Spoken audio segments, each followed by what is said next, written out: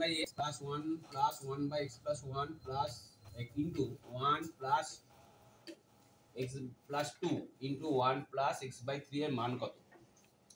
তা প্রথমে কি করবে? লসাগু করবে। লসাগু করলে কত হয়? x plus 1। তারপর লসাগু কত হয়?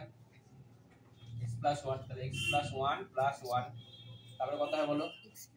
x plus 2 plus 1।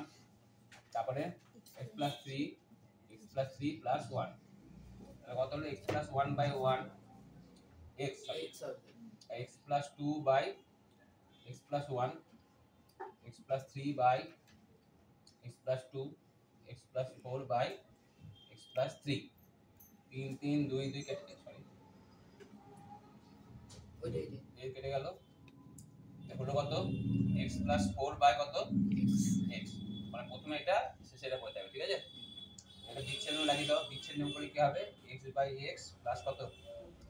4 by x, মানে 1 প্লাস 4 by x। এবার এটা dot dot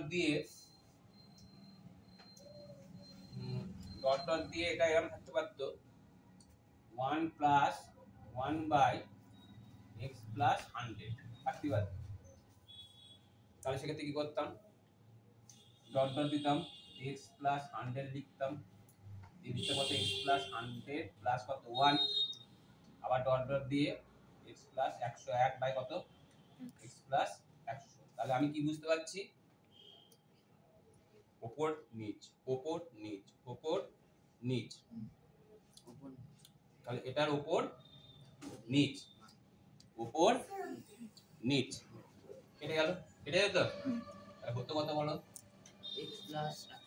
x plus 101 by x। কত হলো? x by x plus 101 by x। তারপর 1 প্লাস 101 বাই x। এইভাবে অঙ্ক থাকতে পারে, ঠিক আছে?